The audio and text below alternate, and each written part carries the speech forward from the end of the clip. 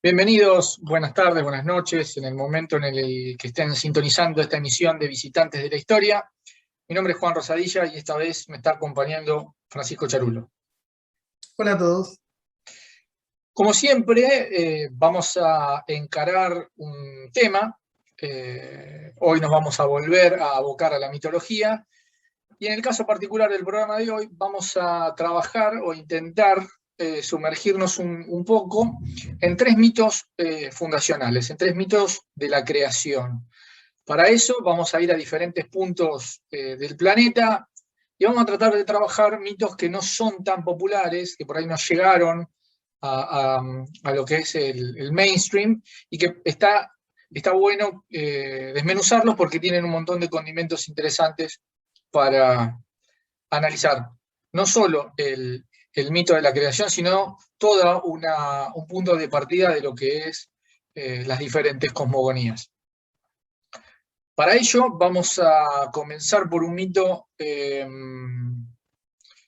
una civilización, una sociedad, una comunidad africana que hoy se encuentra en Nigeria, se encuentra esparcida por algunos otros lugares del mundo, ha llegado a América con la venida de africanos hace más de un cuarto de milenio, que son los Yoruba, y su deidad principal, o una de sus deidades principales, Olorún. Con ello, pasaremos a la narración de este mito, en principio porque entendemos que es necesario conocer al menos un poco en detalle esta narración, haciendo la salvedad, como lo haremos con los siguientes, que es una versión del mito, y como hablamos en algún programa anterior, la mayoría de estos relatos se fueron comunicando de boca en boca, la tradición oral ha hecho sus vericuetos, de manera que hay muchas versiones, hay muchas interpretaciones y hay muchas particularidades. Sin más, vamos a pasar a escuchar en la voz de nuestro querido amigo Federico Poggi el primer relato del mito de la creación del mundo de los Yoruba. Olorún fue el dueño del cielo y el ser más alto. Vivía en el cielo con otros espíritus. En el comienzo la tierra estaba empantanada, era solo una ciénaga, desperdiciada. A veces Olorún y los otros dioses bajaban a jugar en los pantanos. Había grandes telas de araña colgando del cielo. Adornaban el lugar como gráciles puentes de seda.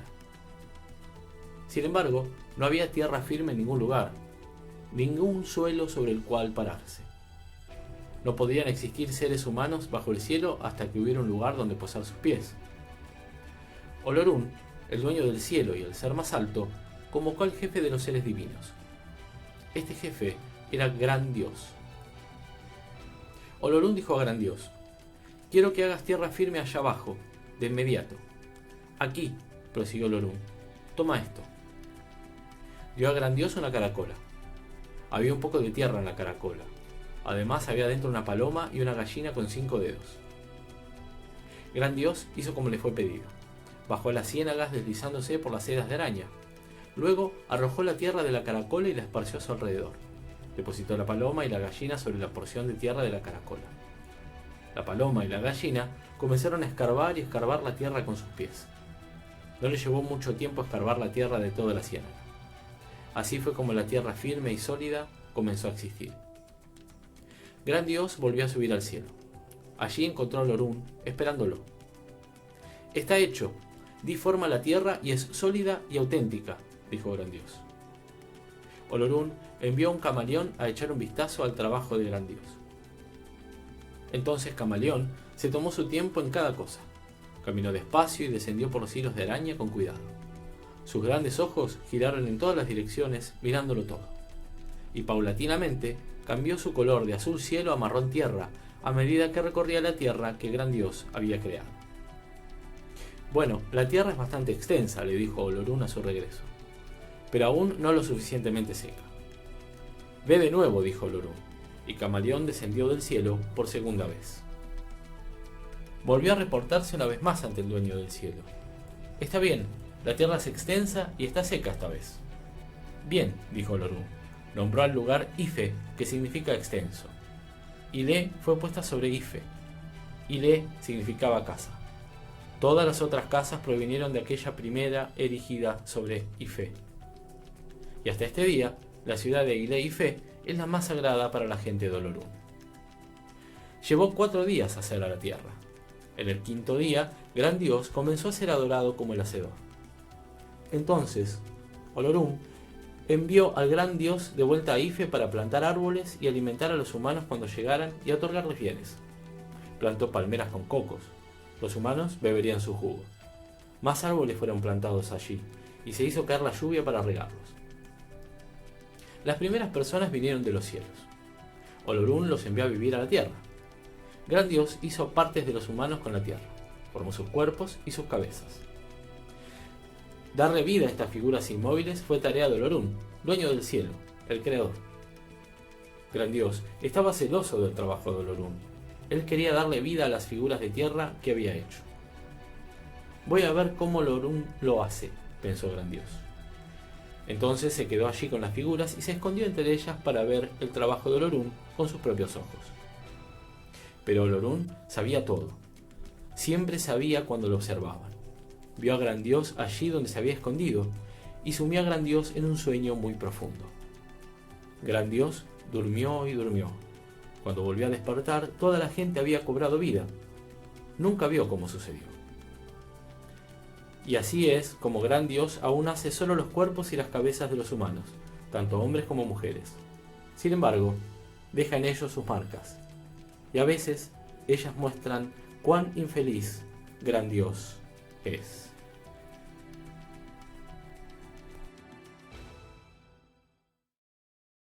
Bueno, sobre este relato tenemos varias cuestiones acerca de estos simbolismos zoomórficos que hemos visto en distintas partes del mismo, ¿no? Estas telas de araña, el tema de las aves, de la gallina, el detalle de los dedos de las patas, el camaleón como emisario con el simbolismo que tiene ese animal. Y tenemos también, para comparar, ¿no?, con los otros mitos, ahora cuando los escuchemos, el tema de la explicación del ser de las cosas en un estado previo al humano, ¿no?, en el universo, y de cómo eso se va a ir transformando en el mundo humano tal cual lo conocemos. Y después, bueno, el tema del proceso, que en este caso hacen hincapié en que es un proceso que se prolonga en el tiempo, ¿no?, con esta cuestión de que hay un descenso inicial del camaleón y después tiene que haber otro. Bueno. Y por último, el tema de la falibilidad humana, que después lo vamos a comparar con una cuestión muy cercana a ella, que es el del origen del mal, ¿no? No solamente el origen del mundo en su todo, o la potestad divina en el proceso de creación, sino la justificación de la posibilidad del mal. Y bueno, creo que con eso tenemos como para tirar algunas ideas que vamos a retomar, ¿no?, con los demás. Impecable. Bien, bueno, a continuación vamos a sumergirnos en la tradición incaica. Del imperio inca podemos hablar muchas cosas y deberíamos dedicarle uno o varios programas.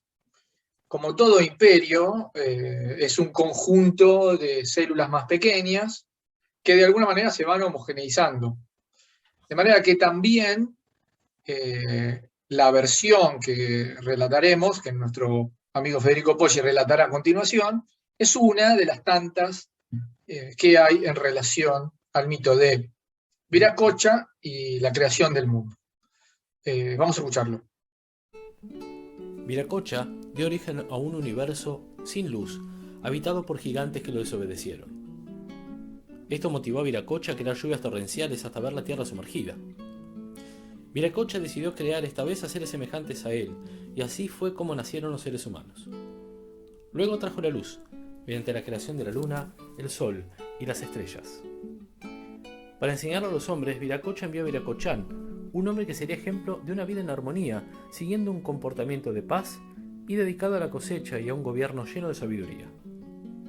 Con el paso del tiempo y a pesar de la generosidad de Viracocha, muchos hombres comenzaron a burlarse de su dios, siendo transformados en piedras. Los hombres aprendieron que aunque Viracocha podía ser bondadoso, también tenía el poder de castigarlos si estos no actuaban conducidos por el bien. La leyenda relata que tras un inmenso diluvio aparecieron 4 jóvenes, los hermanos Ayar junto a sus esposas, Ayar Manco y Mama Oclo, Ayar Cachi y Mama Cora, Ayar Uchu y Mama Rawa, Ayar Auca y Mama Huaco. De acuerdo a la leyenda inca, el grupo iba en busca de tierras fértiles. Fue Ayar Cachi, el hermano con más fuerza y astucia, quien luego de tener una disputa con sus hermanos fue ordenado a regresar a las cuevas de Pacarina. Sin embargo, a este le sellaron la salida con una roca y nunca más pudo salir. Los demás hermanos siguieron su camino hasta el monte Guanacauri y hallaron un ídolo de piedra al cual mostraron respeto, salvo por Ayar Uchu, quien saltó a las espaldas de la estatua y quedó petrificado.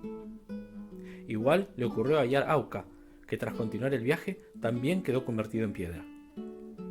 Ayar Manco fue el último hermano que llegó a Cusco y encontró buenas tierras. Tras hundir su bastón de oro, fundó el Cusco, capital del Imperio Inca.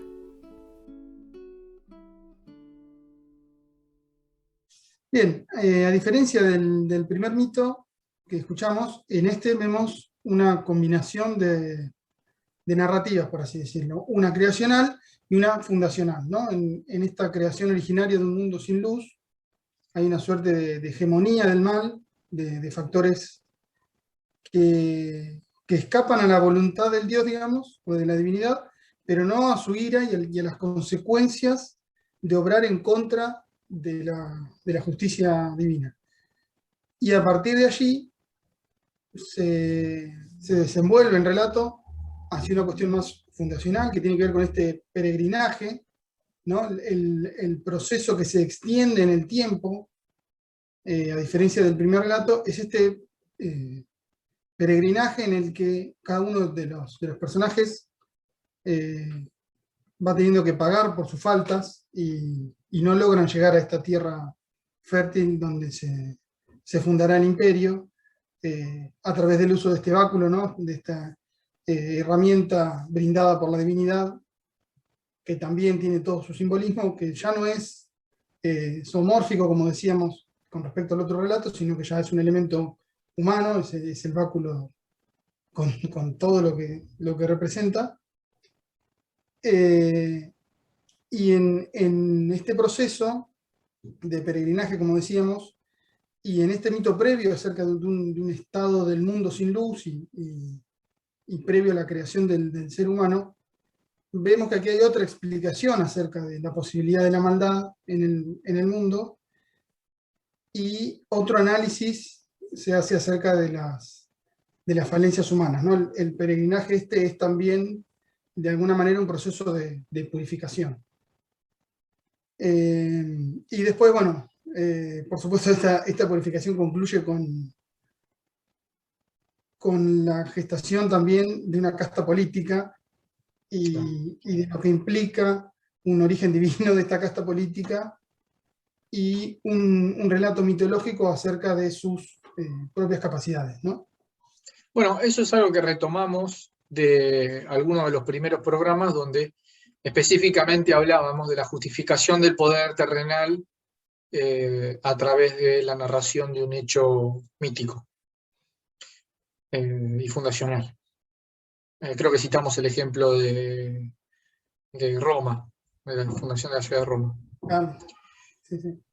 Bien, bueno, para finalizar este trinomio de mitos de la creación, de África venimos hacia el mundo andino, hacia América, y seguimos camino hacia el Pacífico, cruzamos el Pacífico para llegar a la antigua China, donde trabajaremos el mito de Pan Ku y la creación del mundo.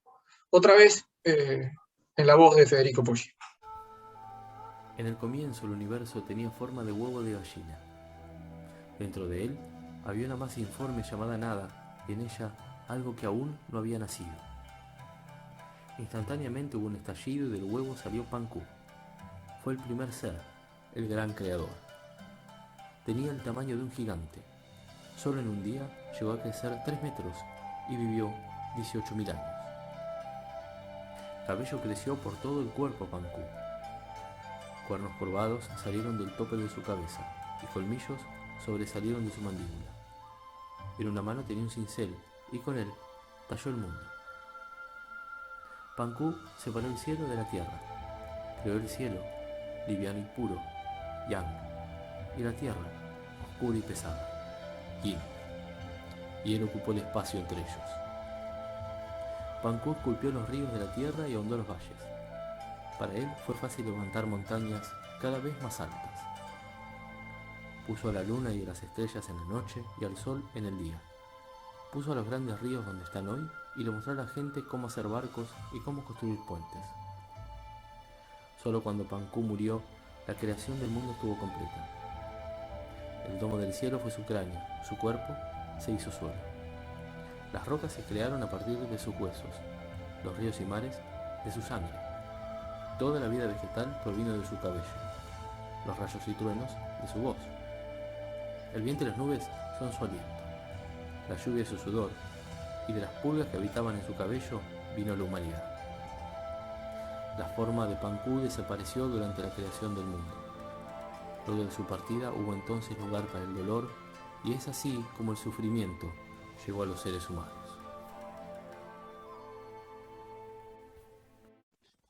Bien, en este último mito vemos que el proceso de la creación, que como en los casos anteriores también se explica que tiene una cierta extensión temporal, se produce por el propio sacrificio de la humanidad. Y vemos aquí que la explicación acerca del origen del mal o del sufrimiento humano tiene que ver con que la divinidad y el proceso de creación del cosmos se identifican plenamente, ¿no? Pancú no existe de por sí, digamos, en un universo previo o en un estado previo de creación de las cosas, y en el momento en el que se origina Pancú, comienza la creación, y ambos se agotan en el mismo momento, porque en última instancia son la misma cosa, ¿no? Esta idea de la creación única e irrepetible y plena, es decir, la creación no es un proceso que se sigue sucediendo ahora en el tiempo o que pueda presentar novedades. Nosotros la conocemos o es cercana a nosotros por el mito judeocristiano, obviamente, y aquí la podemos comparar con el mito previo que hemos visto de los incas, ¿no? En el sentido de que el universo ha sido ya humanizado al punto tal de que los dioses le han dado potestad a los seres humanos para gobernar el mundo. Sí, una cosa interesante que se desprende del mito de Pancú y que podemos comparar con los anteriores también, es, yo asimilo o asemejo esta interpretación de que la creación es el creador a una especie de visión, si se quiere, pandeísta, en términos de que ese creador está en todas las cosas. Porque para que esas cosas existan, el creador tuvo que llevar un proceso adelante que culmina con su desaparición, pero no es una desaparición, digamos, como puede ser la de Olorún, que en algún momento se retira y deja a los dioses menores seguir involucrándose en los temas del hombre. No es un dios que se retira, sino que se queda en todas las cosas sin ser del todo él, porque ese elemento volitivo lo pierde con la muerte. Claro, sí, sí. Y me llama la atención este mito en particular porque de alguna manera comienza como un mito monoteísta, ¿no? De un dios creador, pero culmina con, bueno, la creación, y en la creación estamos solos, ¿no? Todo lo que está alrededor nuestro está, de alguna manera, separado de cualquier acto volitivo de la deidad, porque la deidad ya no es. O es en todas las cosas. Claro, en el proceso creativo la divinidad se ha agotado a sí misma, ¿no? Claro, Entonces no hay un Olorum o un Viracocha al que poder suplicarle cosas mediante un rezo o una liturgia.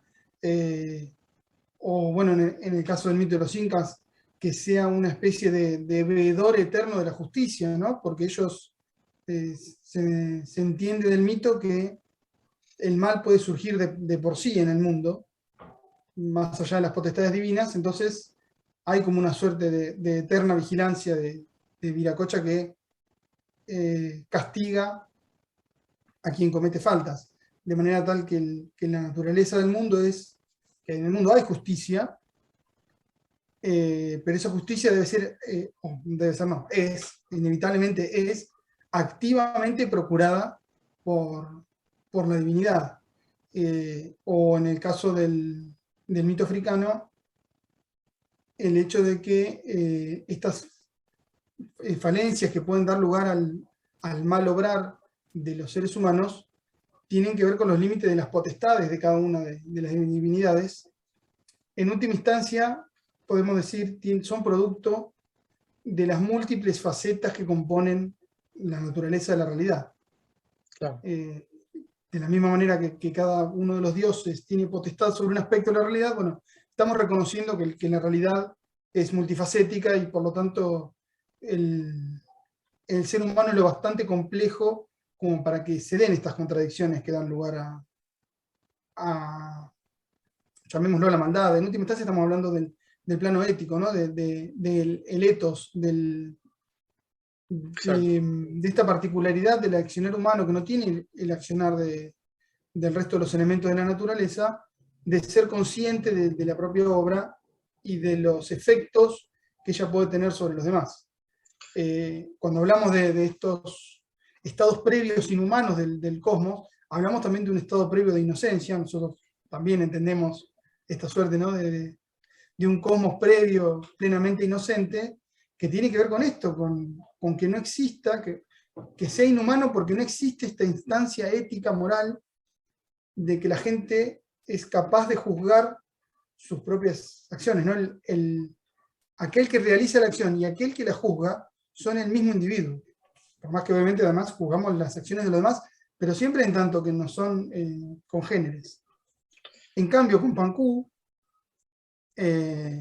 estamos un poquito más librados a nuestra propia suerte, ¿no? Estamos medio que condenados a compartir el mundo con nosotros mismos, porque está la semilla de la divinidad, está la evidencia de la divinidad en todas las cosas, pero ya no hay un veedor o un accionar que se vaya renovando de la divinidad, que sea garante de justicia, ¿no?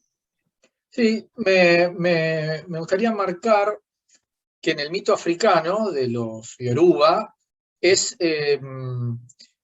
primero que en la creación de lo humano se manifiesta esa doble naturaleza de la humanidad, ¿no? La material, que es la que construye Obatalá, que es el que le da forma a los humanos, y por el otro está el plano espiritual, que es lo que otorga Olorum para poder constituir un humano como tal. En esta doble constitución es lo material lo que puede tener falencias, y esas falencias son previas a cualquier accionar del ser humano, porque tienen que ver con algún tipo de... Con su forma constitutiva, claro. Exacto, exactamente. Sí, somos ¿No? creados a imagen y semejanza, pero no a igualdad de, ¿no? Exacto. Poseemos esa chispa de la divinidad, de la conciencia, de la capacidad volitiva y creativa, digamos, pero nuestro aspecto más material, de la misma manera que nos provee de facultades, nos provee de una cantidad medianamente equivalente de limitaciones, ¿no? y de contradicciones. Pero sí, es interesante esto de que para su perspectiva el ser humano es dual, algo que también hemos y se puede ver, quiero decir, en otros planteamientos similares de otras culturas, ¿no? Y que se sigue tratando hoy en día, ¿no? Esta dualidad cuerpo-alma, llamémoslo, o la relación entre lo psicológico y lo fisiológico, es un tema inherentemente humano que ellos han resuelto con esta explicación, ¿no? Sí, y yendo nuevamente o viniendo, porque es el último relato que trabajamos, a Pankú, una de las autoras que hemos revisado, Virginia Hamilton, que escribió sobre Pankú, uno de los relatos, plantea en estos términos, y quiero tratar de referirme más o menos literalmente para poder analizar su implicancia, plantea que con la muerte de Pankú se genera un espacio que es el que da lugar a la posibilidad de la existencia del sufrimiento. Es decir, esa ausencia de la divinidad es la madre de todos los sufrimientos del hombre. Algo que, digamos, es... No, iba a decir que simplemente es, creo que la base de casi todas las teologías, ¿no? Sí, porque al identificarse plenamente Pankú con el proceso creativo, mientras existe Pankú, el cosmos como lo entendemos, o el mundo específicamente como lo entendemos, todavía está en un proceso, llamémoslo embrionario, de gestación, y su naturaleza última no está definida. Pero una vez que queda definida por Pankú, y más allá de los rastros que hay de él en las cosas, quedamos librados a esto que es la propia libertad humana, ¿no? Por eso hablamos del plano ético. Claro. Y decía yo esa idea de que estamos librados a nuestra suerte o a ciertas intervenciones zoológicas. Quedamos librados de alguna manera o sujetos a los límites del propio uso que hagamos de nuestras libertades. Y eso nos carga de una responsabilidad, ¿no? Esta idea de Pankú ya no está acá porque ya concluyó su tarea. En realidad, de alguna manera está, ¿no? Claro. Es lo que decías vos. Basta contemplar cualquier cosa para contemplarlo a él. Pero ya no puede seguir actuando e interviniendo en los quehaceres del ser humano. Y eso es lo que le da peso a nuestras acciones, la plena libertad, ¿no? Una de las cosas que me gustaría remarcar en relación a esto, y que vemos algunas particularidades en los tres relatos, es la aparición en escena de los seres humanos. En el primer relato, en el relato africano de los Yoruba, primero, como decíamos antes, la creación está repartida, digamos, un dios o Atalá crea la parte, la naturaleza material, después Olorún es el que le da ese espíritu y completa al ser humano.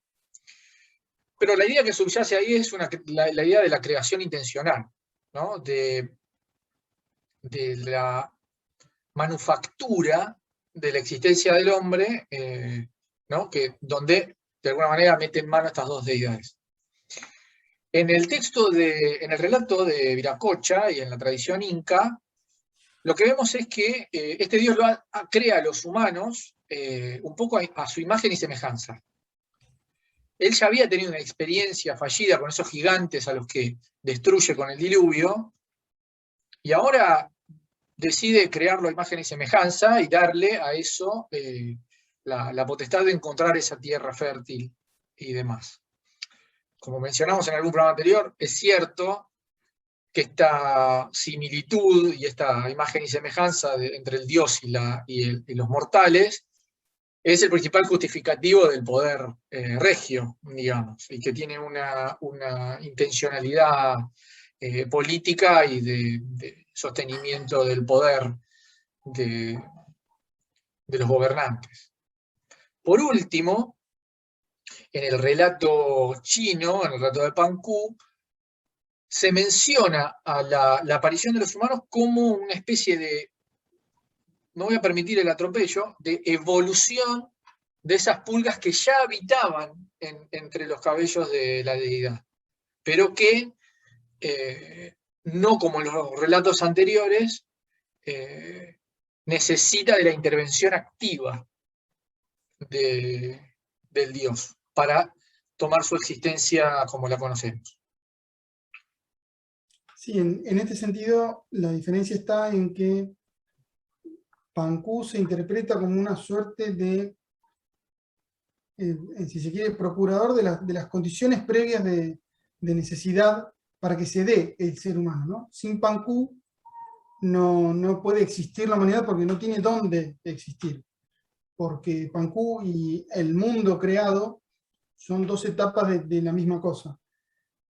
Pero es cierto que, y de alguna manera volvemos a esto, ¿no? De que se permite justificar la noción del mal o del sufrimiento, porque no hay una hechura volitiva, voluntaria de Pancú, ¿no? Pancú se transforma a sí mismo en el mundo, pero de alguna manera los seres humanos habitan en él por sí mismos.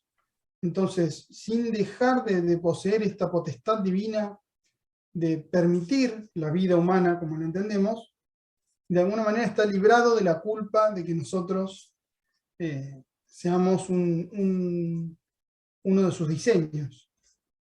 Y a la vez, esto justifica las falencias. Quizás si Pancú no se hubiera votado en la creación, él podría intervenir para procurar justicia, pero al haberse él agotado y al no poseer los humanos, sí la huella de haber formado parte de Pancú, pero no la huella no la marca voluntaria de la divinidad, entonces estamos de alguna manera condenados a la posibilidad, como dice el relato, del sufrimiento.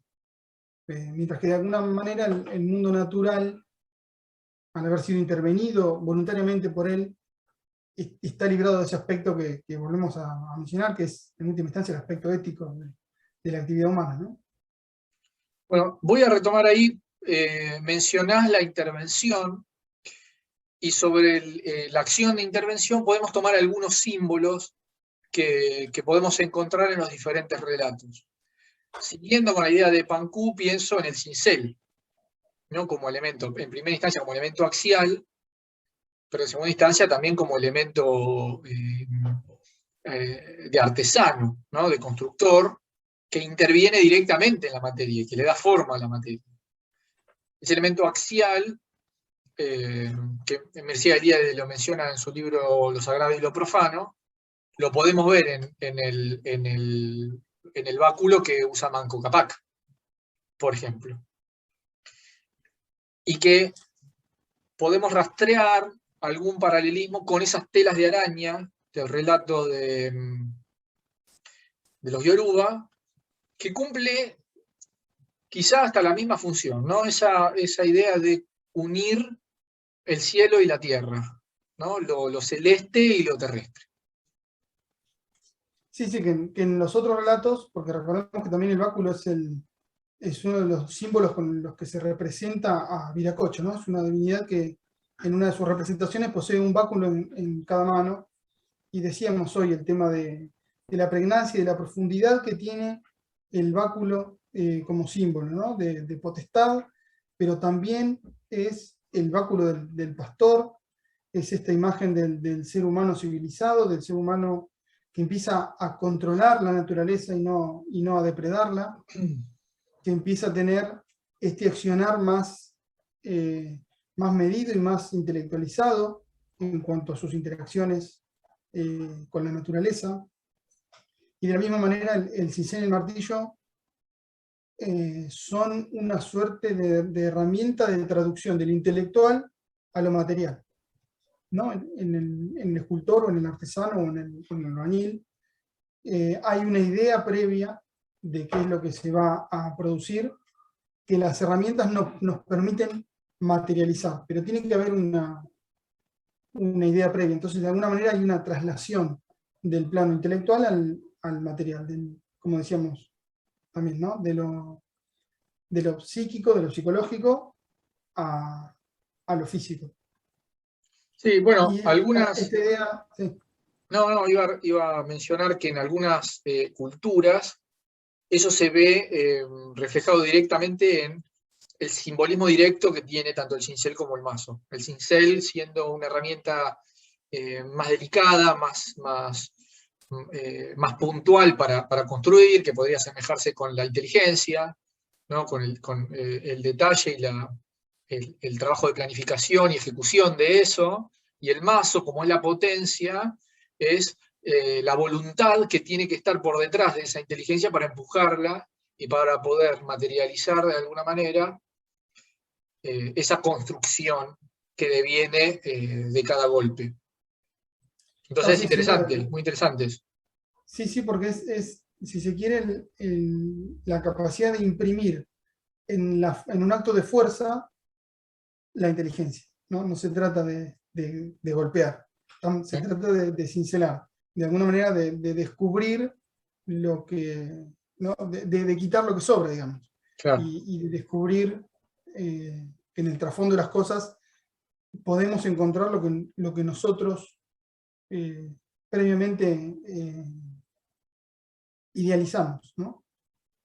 Pero en comparación con el mito africano, que el elemento axial serían estas telas de araña que comunican el cielo con la tierra, es decir, el plano divino con el humano, volvemos a esta idea de que es un simbolismo zoomórfico o una representación zoomórfica que tiene que ver también con este estado previo inhumano de las cosas, mientras que en los otros mitos hay, si se quiere, una suerte de preeminencia en la elección de mostrar como humanas las herramientas que permiten darle forma al mundo como lo conocemos. Pero bueno, ahí vamos, y como mencionábamos también el resto de los simbolismos de los animales, este detalle del camaleón, que es una criatura que puede mirar hacia ambos lados y que la divinidad envía a corroborar que el mundo sea o no apto para los seres humanos, y que cuando finalmente llega a un mundo que sí lo es, cambia el tono de su piel y así evidenciamos que de alguna manera el mundo está listo para el hombre. Todas estas pequeñas elecciones de estos pequeños símbolos son las que, estudiadas con la profundidad que merecen, nos van develando la complejidad cultural de cada una de estas civilizaciones, ¿no? Quizás alguna vez charlamos de que algunos de estos símbolos de alguna manera se menosprecian o se analizan de manera reduccionista, o se habla de que son fábulas porque contienen relatos con animales, y en realidad el simbolismo teológico e incluso político, ético y cultural en general es mucho más profundo, porque, bueno, vemos también en el hecho de que los relatos hablan de situaciones que se extienden en el tiempo, es entender que los procesos, llamémoslos físicos, si se quiere, conllevan un cierto tiempo, que incluso la creación del mundo es algo que lleva su tiempo. Decir que hay periodos de transición para los distintos estados de las cosas, demuestra una capacidad de intelección tan desarrollada como la que tiene nuestra cultura actual, ¿no? Sí, interesante porque también, digamos, no era un tema para hablar hoy, pero el mito de la creación judío-cristiano precisamente lo manifiesta de una manera bastante cercana, porque habla de días, habla de una medición del tiempo como la conocemos hoy, digamos, como utilizamos hoy en Occidente, pero que también, si uno trasciende la capa de la literalidad, también manifiesta, con todas las particularidades que tiene la tradición judeocristiana, que la creación lleva su tiempo y que hay procesos y un orden para esos procesos para llegar al punto en el que vemos o en el que experimentamos hoy la creación. Sí, aparte específicamente en esa división diaria, ¿no? En ese ordenamiento de qué es lo que se hizo primero, qué es lo que se hizo después, también nos da a entender que este tipo de procesos poseen etapas y poseen instancias previas, como decíamos, de las condiciones mínimas necesarias para de alguna manera seguir evolucionando, o que el proceso, ¿no?, vaya desarrollándose. Así que sí, por mucho que algunas cosas parezcan arbitrarias, que nos las parecen porque son culturas que nos resultan lejanas, o que nos parezcan sencillas, cuando en realidad lo que estamos haciendo es una lectura quizás simplista por las distancias temporales y geográficas, hay que entender la profundidad de estos simbolismos y de lo que representan, y también entender la funcionalidad de estos relatos, ¿no? Que, Claro. como dijimos, a veces justifican una casta política, a veces justifican un sistema de gobierno, la predominancia de una cultura, pero también se usan a la manera pedagógica, ¿no? En el sentido de que son se dictan o se pasan de generación en generación junto con todo otro bagaje cultural y educativo.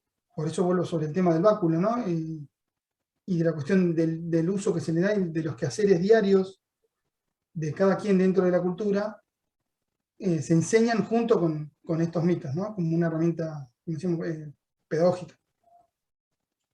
Tal cual, sí, ni hablar. Pero bueno, creo que podemos ir redondeando. Me queda que quizá puede ser tema para otro programa, el análisis, ¿no? De cómo cuanto más hacia Occidente nos vamos, más personal y más antropomórfico y más volitivo es el hecho, y cómo cuanto más a Oriente vamos, menor intervención hay, ¿no? Y cómo eso pudo haber de alguna manera sido el caldo de cultivo para las filosofías que en esos dos ejes del planeta abundan. Sin más, creo que estamos. No sé si querés hacer algún comentario final, si no. No, pero sí, vamos a tener que retomar algunos de estos temas en transmisiones posteriores. Bueno, te tomo la palabra. Bueno, estamos entonces. Antes que nada, agradecer a todos los que hayan llegado hasta esta parte del video. Muchas gracias por estar ahí. Obviamente, denle clic al botón de suscribirse, denle like si les gustó, dejen sus comentarios con consultas, dudas, temas que quieran que trabajemos. Estamos ahí para lo que necesiten. Nos vemos la próxima. Gracias. Hasta la próxima.